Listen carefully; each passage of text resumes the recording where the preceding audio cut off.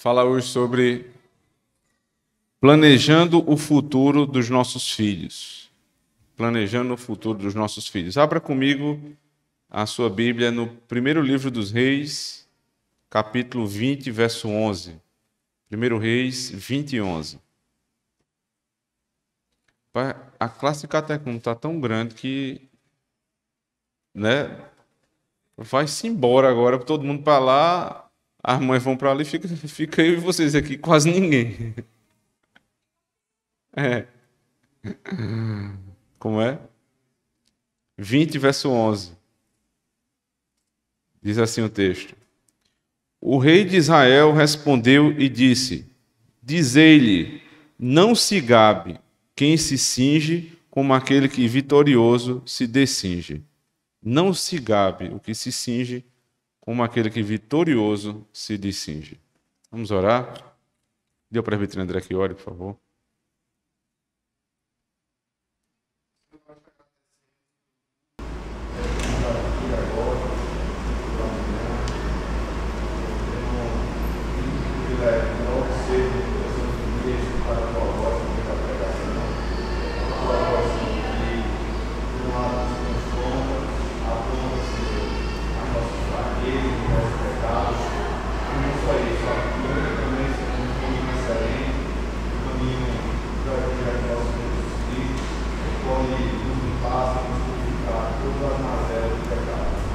Agora, no momento que nós vamos mais uma vez escutar a tua voz, eu creio que sim, com a tua vontade, esse assunto tão importante para todos nós. E o Senhor, mais uma vez, faça com que o nosso ouvido estejam atentos, que os preconceitos que nós temos, muitas vezes, do mundo, já quase tanto a nossa mente pela forma de viver o Senhor, todas as épocas, sejam colocados de lado, para que eles faça parte do nosso dia a dia e tome conta da nossa mente. Nós pedimos essa bênção. Em nome de Jesus. Amém. Amém. O que eu vou falar é exatamente o final da oração do presbítero. Não sei se ele chegou a ler o texto, mas é exatamente isso. É o profeta na terra, o irmão. Toda vez que um assunto cristão que estava meio adormecido, esquecido ali durante a história, ele é trazido à tona de novo, isso sempre gera um burburinho no nosso meio. Deixa eu citar aqui alguns exemplos. Eu me lembro de um, pelo menos, 2012, 2013. Eu estava saindo do seminário e aí foi a redescoberta do aconselhamento bíblico. Aí todo mundo só falava de aconselhamento bíblico, né? Aí começaram também os congressos de aconselhamento bíblico lá em Recife.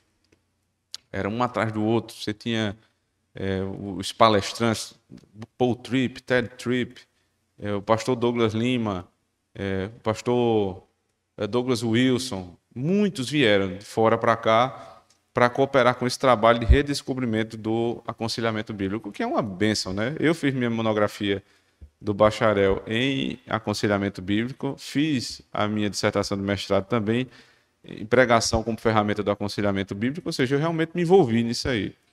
Só que toda vez que essas coisas acontecem, aí você começa a ter dois extremos. O extremo daqueles que rejeitam de cara, diz assim, não, esse negócio é aconselhamento bíblico, qual o problema de ir para um psicólogo, qual é o problema de ir para um terapeuta, isso é radicalismo, blá. Então tem esse extremo que rejeita de cara. E tem o outro extremo que aí passa a ser, o tema passa a ser a própria religião. A doutrina daquela religião passa a ser a religião em si. E na época, ou à época, o que mais se via eram pessoas que só falavam de aconselhamento bíblico, que passaram a fazer todos os cursos de aconselhamento bíblico possíveis e que começaram a defender a possibilidade de ter dentro da igreja conselheiros bíblicos, que não eram presbíteros, ou seja, um terceiro ofício, né? A criação do terceiro ofício. O primeiro ofício, presbíteros, né? Ministro da Palavra e dos Sacramentos. O segundo ofício, diáconos. E o terceiro ofício virou conselheiro. Sem embasamento... Agora, a salvação da igreja é o aconselhamento. Nada mais se fala. Aí pastores que todos os temas das pregações eram aconselhamento bíblico e ficou assim. Então, um lado rejeita, o outro lado abraça como se aquele aspecto da religião fosse a religião em si. E não é. Passou o tempo, depois se descobriu educação domiciliar, homeschooling. Esse aí não foi tão abrangente como o aconselhamento bíblico, mas ainda foi muito forte. Então as famílias todas começaram a pensar em falar sobre homeschooling. O que é bom, por quê? Homeschooling é uma opção dos pais. Como nós entendemos que Deus deu aos pais a responsabilidade da educação, o fato de um pai e uma mãe decidirem nós queremos fazer ensino domiciliar, nós devemos defender como uma liberdade cristã. Só que aí não é assim. Existem aqueles que vão rejeitar completamente, porque eles acham que desde o Éden foi assim. A criança vai para a escola e não aprende. Como se a escola fosse uma entidade não portadora simplesmente, mas a entidade que tem a propriedade do conhecimento. Fora da escola não há conhecimento. Fora da igreja não há salvação, fora da escola não há conhecimento. Isso não é verdade. A segunda frase não é verdadeira. Então, um rejeita. Qual é o outro? O outro diz, fora do homeschooling não é educação. Se você não fizer educação domiciliar, você está pecando.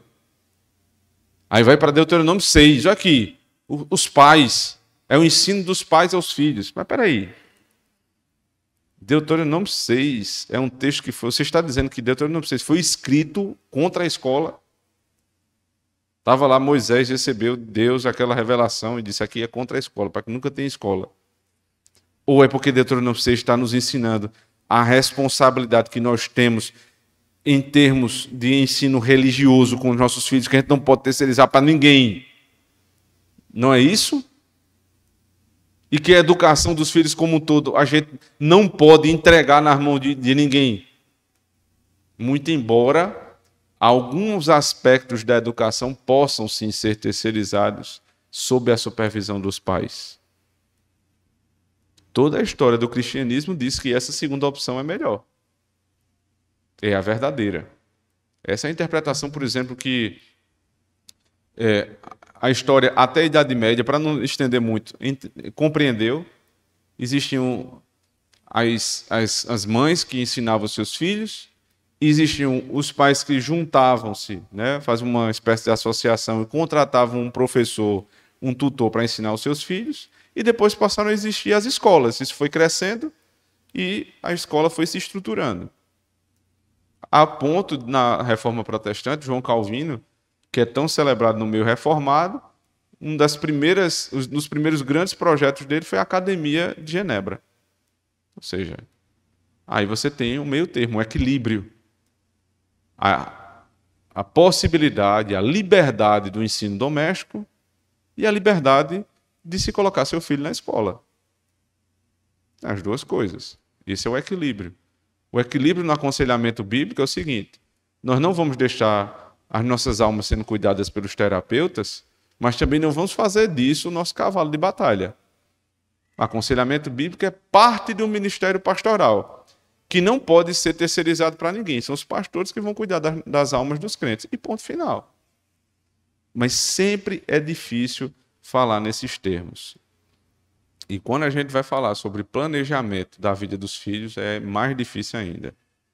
Porque a gente descobre o que é bom para eles e a gente passa a falar da vida de crianças com 6 meses de idade, dizendo assim, ele vai ser dessa maneira.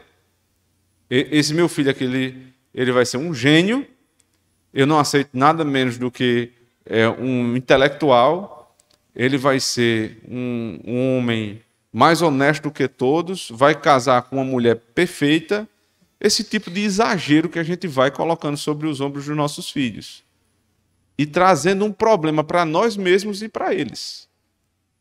Quantos filhos não se frustraram porque estavam fazendo algo que os pais lhe impuseram a fazer? E aí, com isso, contudo, todavia, Porém, não estou dizendo que os pais não devem orientar os seus filhos, inclusive em relação à profissão.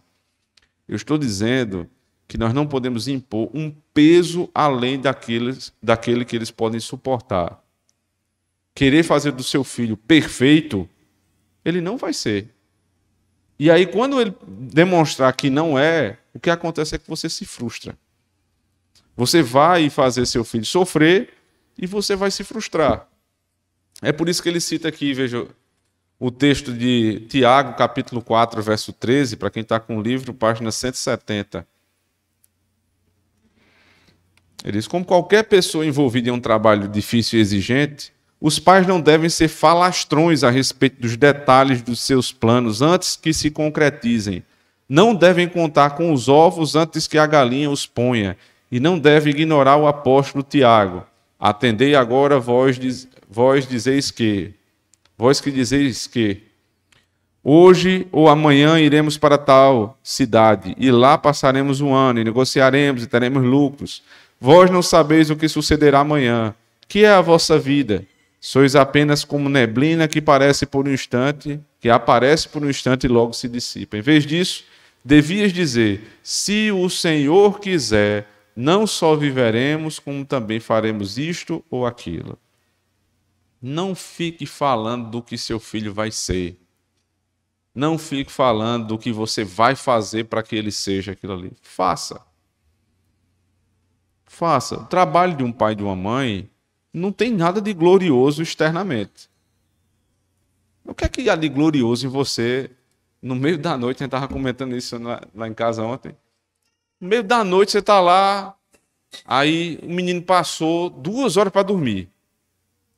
Aí você, graças a Deus, você pega nele como quem está pegando num negócio de cristal, né? Para ele nem se mexer. Você bota, eita, dormiu. Aí você vai flutuando para a sua cama. Você não vai andando, você flutua. Você trisca no chão para ele não se acordar.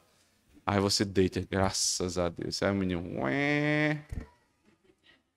O que é que tem de glorioso nisso? Aí quando você vai lá ver, tem um presentão lá na fralda. Aí lá vai, você se levanta, vai lavar. Não tem nada de glorioso nisso. É isso que você vai fazer. É isso que você vai fazer. Você vai limpar a fralda dele. Você vai, quando é pequenininho, né? Você vai ficar balançando ele até dormir. Aí ele não dorme. Aí você também não dorme. Aí você vai criar orelha. Aliás, olheira. Orelha você já tem 2 logo. Você vai criar olheira. Você vai comer mal. Você não vai ter mais tempo para cuidar do seu corpo. Você não vai ter mais tempo de sair com sua esposa muitas vezes. Né? Por isso que de vez em quando sai um Vale Night aí no Instagram, né? Os casais da igreja. Hoje já foi Vale Night, saiu sem os filhos. Não tem nada de glorioso nisso, externamente falando. Então por que ficar fazendo propaganda? Não precisa. Você sabe o que tem que fazer com seu filho, vai lá e faz. E o que se tem de fazer com o filho, antes de tudo, não é ensinar ele a amar Virgílio, né, Cícero, Shakespeare. Não, primeiro ele tem que ser ensinado a respeitar a mãe dele. Lembra das três grandes frases que a gente colocou aqui? Respeite sua mãe, atenda na hora que a gente mandar e obedeça. Obedeça na primeira vez. Respeite sua mãe. Isso aí é o princípio que você tem que ensinar ao seu filho. Eu não estou falando contra a literatura clássica, não, irmão. Só estou colocando as coisas em ordem. O que adianta? Teu filho está lendo tudo isso aí, ele ama Shakespeare, ele ama ler a literatura clássica e ele não te obedece. E ele não ama ler a Bíblia. E ele não tem prazer nenhum de pegar um livro, uma biografia, por exemplo, dos puritanos e dizer, rapaz, que coisa maravilhosa, eu quero isso aqui para mim. Ele vai ler Harry Potter. Nada contra. Mas isso depois daquilo. Primeiro, eu quero ver minha filha com a Bíblia na mão. É isso que eu quero ver. Quando eu a vejo, né, como ela Ela faz lá o culto dela sozinha, ela repete as palavras que eu digo, né? Bom dia, irmãos. Que a graça do nosso Senhor e Salvador esteja sobre vós. Abra a sua Bíblia. Vamos cantar o salmo. Aí toda vez a pregação é no mesmo texto, né? Que tem várias denominações. É Mateus 1, verso 14, capítulo 52, 3. Agora procure na sua Bíblia. Nunca ninguém acompanhou essa pregação. Isso dá prazer. Agora, claro, eu tenho prazer também de ler com ela o livro das virtudes, ler para ela as histórias da escritura, outras histórias, né, os clássicos da literatura infantil. Mas essas coisas depois daquela. Depois. Porque se inverter a ordem, meu irmão, aí a gente está perdido. Não precisa falar antes de fazer. Você faz depois, quando a coisa acontece. Às vezes nem você precisa nem comentar, os outros veem. Só ver, é só olhar para os teus filhos e vão ver. Se teu filho já é um menino, uma menina desenrolada, sabe falar, sabe se comunicar, né, dentro da possibilidade de cada um. Né? Se ele gosta de vir para a igreja, se ele ama estar com os coleguinhas da igreja, incentivar essas coisas. O que é básico, o que é simples, o que a Bíblia manda a gente fazer. Aí ele diz ainda assim, para dar um exemplo extremo disso, muitos veem que nosso sistema habitual de namoro recreativo não é de modo algum bíblico, e por isso estão retornando o conceito de cortejo bíblico. Mas muitos estão indo até além do cortejo e começaram a falar em casamentos arranjados pelos pais. Mesmo isso não é necessariamente um problema. Não há nada necessariamente ímpio quanto a um casamento arranjado. Abraão, por exemplo, arranjou o casamento de Isaac por meio de um servo fiel, em Gênesis 24. Mas quando casamentos arranjados honraram a Deus, eles foram o resultado de pais tomando plena vantagem de sua maturidade e sabedoria. Pais mais velhos, por exemplo, geralmente podem ver o que está por trás das pretensões e bravatas dos jovens pretendentes que batem à porta de sua filha. E muitas vezes os pais fazem isso com muito mais clareza do que a moça, objeto de toda a atenção. Mas suponha que o pai esteja falando sobre casamentos arranjados e fazendo planos quando os futuros noivos têm 6 meses de idade. E os pais são apenas alguns anos mais velhos do que quando começaram a namorar. Aí ele cita Tiago, atentai agora vós que dizeis. Tem um filho de 6 meses de idade que está preocupado que, né, é do casamento dele, eu vou arranjar um casamento para ele. Não, vai trocar a fralda dele primeiro.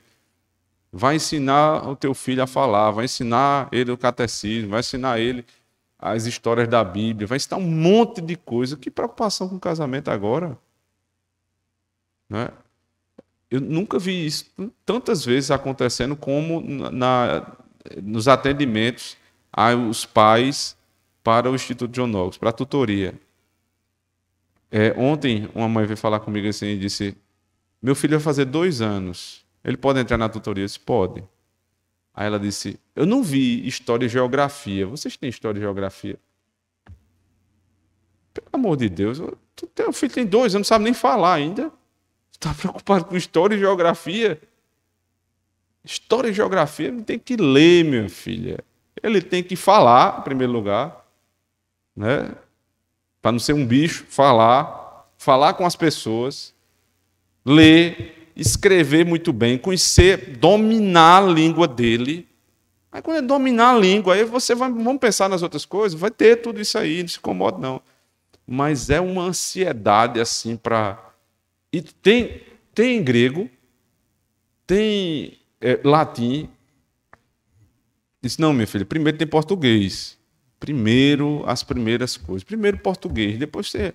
Primeiro você ensina o menino a andar, você lembra da bicicleta de rodinha? De bicicleta de rodinha. Aí depois você dá cavalo de pau, empina, aí você faz o que você quiser. Mas primeiro a bicicletinha de rodinha. Não é começando daquilo que é mais difícil. A gente vai ter, esse ano, se Deus quiser, a gente vai começar a ter latim aqui para as crianças. Mas primeiro foi português. Vai continuar sendo português. Aí, um desejo muito forte dos pais é Inglês. E aí, inglês? Vai ser bilíngue? Perguntei a uma mãe, olha, nós já temos várias escolas bilíngues. Por que a senhora não coloca lá? Não, porque lá não presta. Eu disse, pois é. Tá vendo? Se a senhora está vindo procurar, confie. Deixa a criança aprender português. Isso dá uma confusão na cabeça do coitado do menino. Porque para ensinar português, a gente usa aqui o método fônico. Ou seja, a voz de cada letra. Como é que eu vou ensinar a voz da letra em português, a voz da letra em inglês, que tem 3, 4 variações? Vai ficar doido o pobre do menino. Deixa ele dominar um pouco mais a língua. Vai ter, minha filha. Tenha paciência, vai ter. Mesma coisa isso aqui. O menino tem 6 meses de idade, o cara está pensando na faculdade. Não, e meu filho, quando for fazer Enem, isso aí serve. Peraí, teu menino não tirou nem a fralda ainda. Tu já está pensando no Enem. Ninguém sabe nem se vai ter Enem daqui para lá. Não sabe. Vamos devagar com o andor. Não precisa dessa agonia. E aí, só falando dos casamentos, né? Eu não sou contra casamento onde os pais opinam, não. Eles agem para ajudar os filhos. Não só não sou contra, mas eu sou completamente a favor disso, porque a Bíblia é. E ele cita aqui o caso de Gênesis 24. Você acha mesmo que um jovem na nossa época, 20 e poucos anos, né? Espera. 20 e poucos anos, vai ter condição de sozinho avaliar com quem vai casar? Na maioria dos casos não tem. O papel de um pai que tem uma filha, né, chega o sujeito na tua casa, ela fica abestalhada. O cara conta qualquer conversinha, geralmente a mulher vai... E aí já é uma falha da nossa educação, né? Se ela se entrega tão rápido assim. Mas você tem muito mais experiência do que ela. Você não está envolvido emocionalmente com aquele rapaz. Então é você que vai ajudar a sua filha. Para isso, era necessário um treinamento desde pequenininha, explicando o que é um homem, mostrando a ela o que é um homem, o que é a atenção que um homem dá. Porque aí quando ela crescer, meu amigo, se não for pelo menos como você é, ela não casa não. Ela não casa não. Agora, se você é desatento com sua filha, a gente vai falar disso lá na frente, pode esperar. Qualquer malandro que passar na frente dela, leva. Então, não sou contra, porque a Bíblia não é contra esse trabalho dos pais para o casamento. Ele continua dizendo... Uns poucos instantes de reflexão devem mostrar as inúmeras maneiras pelas quais as nossas primeiras esperanças quanto aos filhos de amigos próximos poderiam ser frustradas. Passados 15 anos, as diferenças começam a se tornar evidentes. Uma criança é inteligente, a outra nem tanto. Um é extrovertido, o outro terrivelmente tímido. Uma é bonita e o outro não tanto assim. Então a gente diz assim, meu filho vai casar, minha filha vai casar com um filho do presbítero. Quantos anos eles têm? Um tem 6 meses, o outro tem 10. Espera aí. Está muito cedo, né? Você não sabe ainda. Pode ser. A gente quer que, inclusive, tenhamos mais meninos aqui nascendo, porque tem muita menina, para que se casem entre si. Mas com quem vai ser, a gente não sabe. A gente vai com calma. A gente pensa que o outro vai dar uma boa educação, acaba não dando, aí você já tinha dito que vai casar, não vai, e fica aquele clima. Não fale. Na dúvida, e a gente sempre vai estar na dúvida, é melhor não falar, esperar as coisas acontecerem. Em segundo lugar, ele traz outro exemplo. Para dar outro exemplo, página 172, embora possamos confiar em Deus quanto ao caráter dos nossos filhos, Ele não nos prometeu nada a respeito das capacidades intelectuais deles. Suponha que os pais tenham realizado um programa rigoroso de educação em casa, ou planejem matricular seus filhos em uma escola cristã privada de excelência educacional. Ele está citando aqui o Knox Kids, né? Claro. Tendo feito isso, eles anunciam orgulhosamente a todos os seus amigos que seu filho está por se tornar um grande cientista, ou que vai ler o Novo Testamento em grego aos 4 anos de idade. Bem, talvez. Nem os melhores educadores do mundo podem deixar Deus de fora. Atentai agora, vós que dizeis. A gente não sabe. A gente não sabe, não. Aqui a gente não tem nenhum gênio. Pelo menos não se provou. Até agora não tem nenhum gênio. Os que estão estudando aqui são crianças normais. Mas a gente vai percebendo que um tem, né, isso, Mariana, tem uma habilidade melhor numa área que o outro não tem. Aí tem outra área que aquele que parecia ir mais à frente não vai. É assim. Não tem um gênio que domine todas as áreas, não. São crianças normais, com suas particularidades, com suas limitações, mas expostas ao que há de melhor na educação. Agora, mais do que isso, não dá para garantir. Isso é replicado na nossa casa. Não coloque sobre o teu filho um peso que ele não pode carregar. Porque ele se frustra.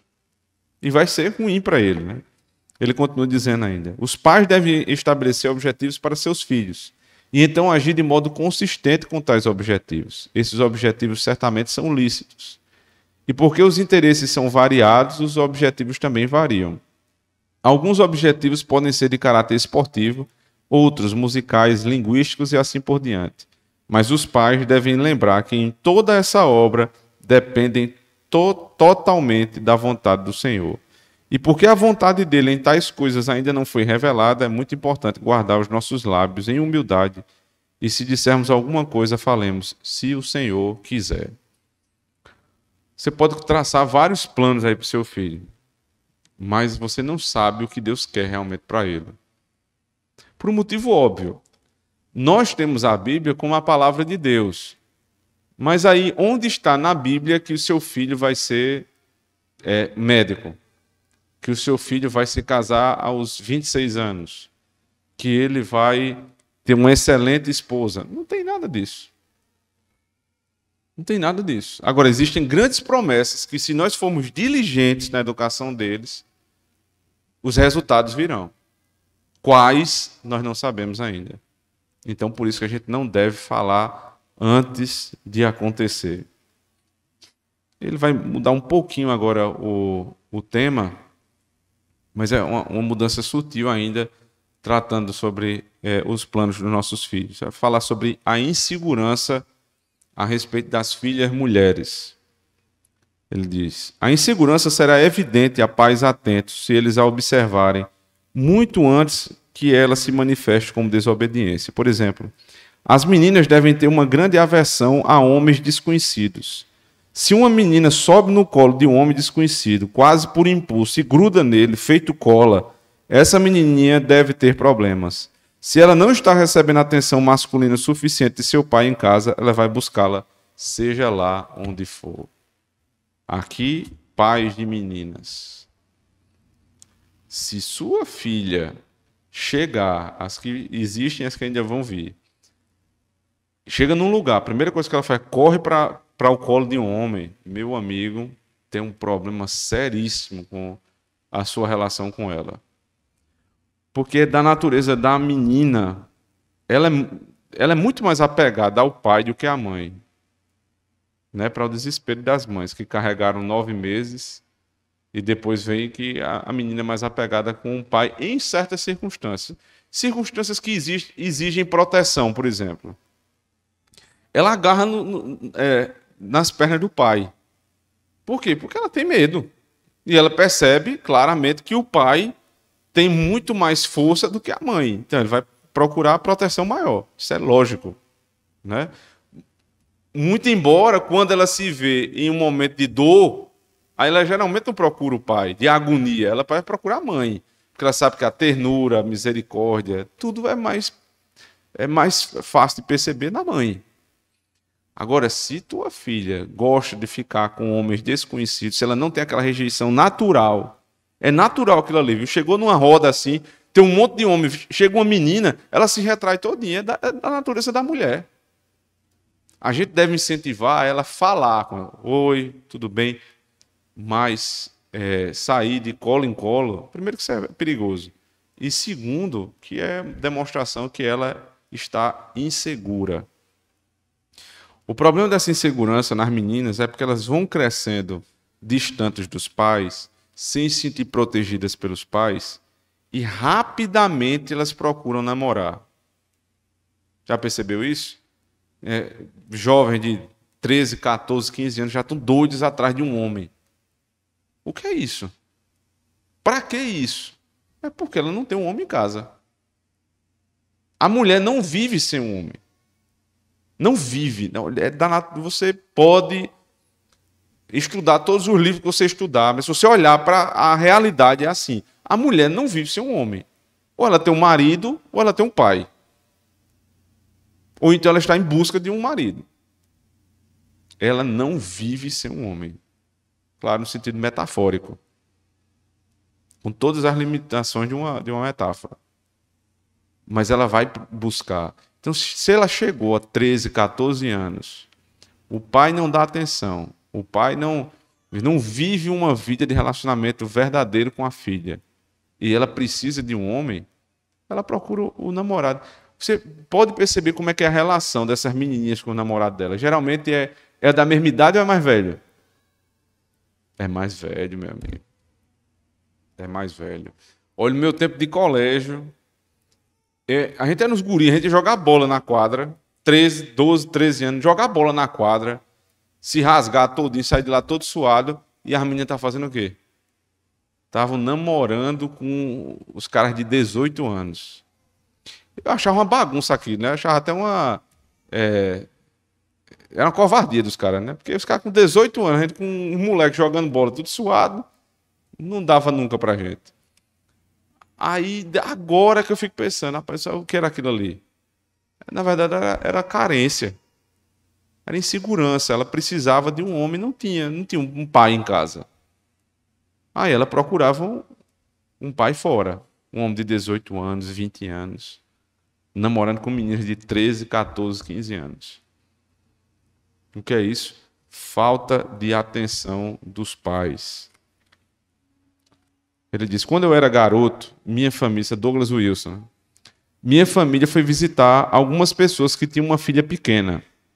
Após a visita, quando estávamos voltando para casa, lembro-me de meu pai dizendo à minha mãe, eles vão ter problemas com aquela menina quando crescer e tiver homens por perto.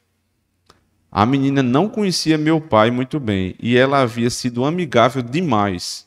Ela não estava obtendo segurança de seu pai. Quando uma menina pequena age assim, ela é um incômodo para os homens. Uma menininha pequenininha, né? Mas quando cresce e se torna uma linda moça, cheia de charme, aí os homens não costumam ser tão relutantes em dar atenção. Cresceu, hoje é um incômodo, amanhã é uma oportunidade. Se um pai quer proteger a filha da imoralidade, deve cercá-la com segurança masculina. Deve estar estabelecido na mente dela que, quando ela for se casar, o pretendente deverá ser comparável ao pai. O pai deve ser capaz de olhar nos olhos da filha e dizer, querida, não importa quem é o pretendente que você vai nos apresentar. O importante é que você possa respeitá-lo do mesmo modo como me respeita. Ou seja, ele é um homem respeitável como seu pai é. Se for, tudo bem. É honesto como teu pai, é crente como teu pai, né? Trata bem uma mulher como teu pai trata. Se for, pode casar. Para terminar, ele cita Colossenses 3:21 e Efésios 6:4. Pais, não irriteis os vossos filhos para que não fiquem desanimados. E vós, pais, não vos provoqueis vossos filhos à ira, mas criai-os na disciplina e na admoestação do Senhor. Pais, não provoqueis a ira. Pois não, Ian?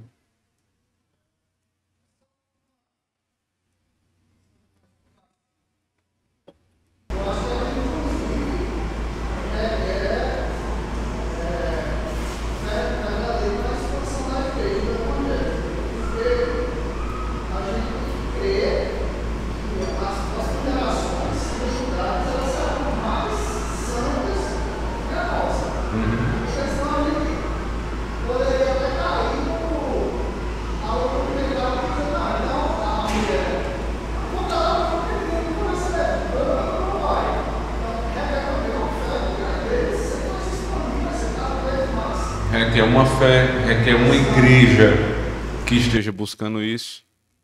Todos esses princípios aqui, meu irmão, se você tiver numa igreja que, vamos usar a linguagem da confissão de fé, menos pura, que não busca isso aqui, é impossível. Se teu pai é tão honrado assim, é porque ele recebeu um nível de instrução bíblica elevadíssimo. Mas se o nível de instrução bíblica onde você está é baixo, como serão os homens dessa igreja? Isso não tem milagre, não. A pessoa não aprende por osmose, não. Ele aprende com a pregação, ele aprende com os estudos. Vocês percebem que estão chegando mais famílias aqui? O que a gente mais ouviu naquele gabinete ali foi o seguinte: a gente está vindo para cá porque a gente sabe como vocês estão ensinando os filhos de vocês a educar. Como é que a educação dos filhos aqui é importante. Todos eles estavam em igrejas, muitos em igrejas presbiterianas. Foram apresentados no canal do YouTube da igreja e disseram: rapaz, a gente precisa de sair para nossa casa. Porque o pai tem medo, a mãe tem medo. Você acha que não tem, não? Olha assim para a igreja, aí vê um bocado de jovem, tudo abobalhado, só conversa besteira, só fala, né, vento. E diz: rapaz, minha filha vai casar com esse sujeito aí? Tá ruim o negócio. Aí olha para as moças da igreja fúteis. É isso aí que meu filho vai ter isso aí como esposa. Estão pequenininhos ainda, são todos filhos pequenos.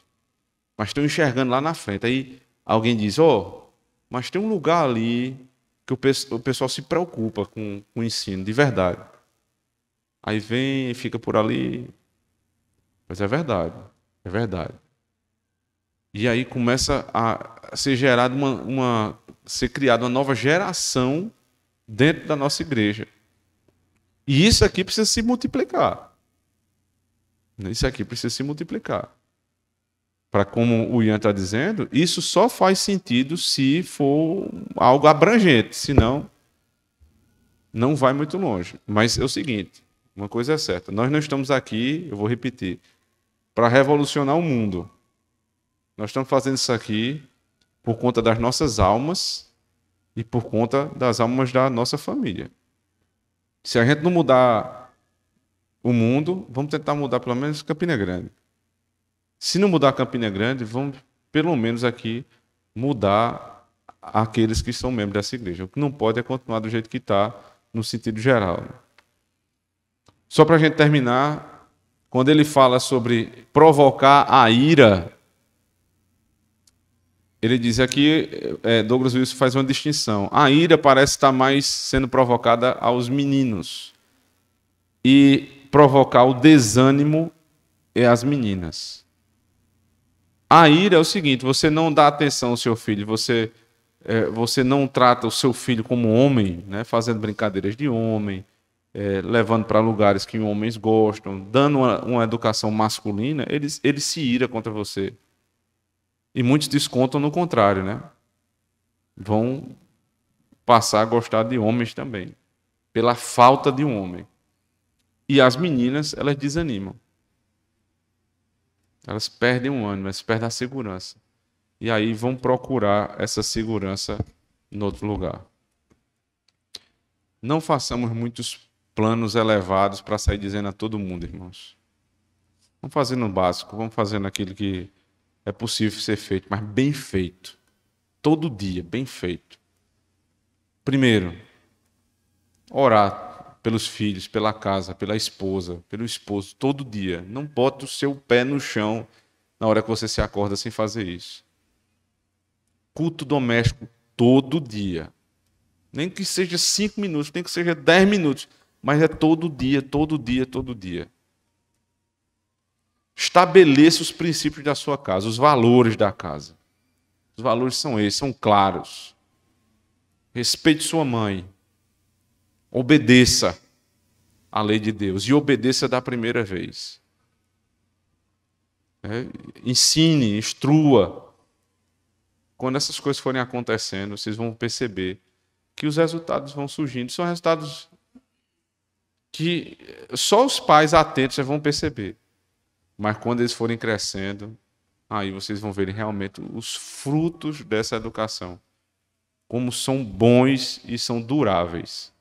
Agora, aqueles frutos de uma educação que é maquiada, é mais ou menos o que a gente estava dizendo no dia desse, né? Os gênios da década de 80 e 90, eu sei que teve gente que nasceu justamente na década de 90, até depois. Os gênios eram assim, era um menino que sabia os 26 estados do Brasil e o Distrito Federal. Você lembra? Todas as bandeiras dos países. Era um gênio, era o superdotado. Aí o presbítero Luciano disse assim, onde é que estão esses gênios aí hoje? Estão na NASA? A gente não sabe de nenhum caso assim, pelo menos eu não fiquei sabendo, nenhum caso desses gênios que se tornaram grandes cientistas, pessoas fenomenais. Porque não eram. Eram crianças que estavam sendo expostas ali a uma memorização e eles memorizavam, só isso.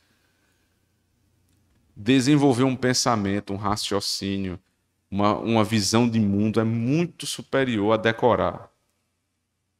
Embora a memorização tenha parte nesse processo. Então, o que você precisa fazer com o seu filho é ensinar ele a ser gente, ser crente, ser temente a Deus. E aí você vai ter muitos resultados a mostrar e glorificando assim o Senhor. Amém. Alguém pediu para falar? Oi? Tem o quê? Certo. Tem alguém fez uma pergunta? Tá ok. Então, pessoal que está em casa nos assistindo, sejam sempre bem-vindos. Né? Deus abençoe. Assistam a sequência, né, Laio? Como é que está a playlist? Tem algum título? Firmes na promessa. Assistam as outras aulas, acompanhem aqui. À noite tem culto novamente, nos acompanhe. Deus abençoe sua vida e sua casa. São 32 casas agora. Deus abençoe vocês. Então, para encerrar, eu vou pedir ao nosso irmão Juarez, possa elevar a sua voz, agradecendo a Deus por essa manhã.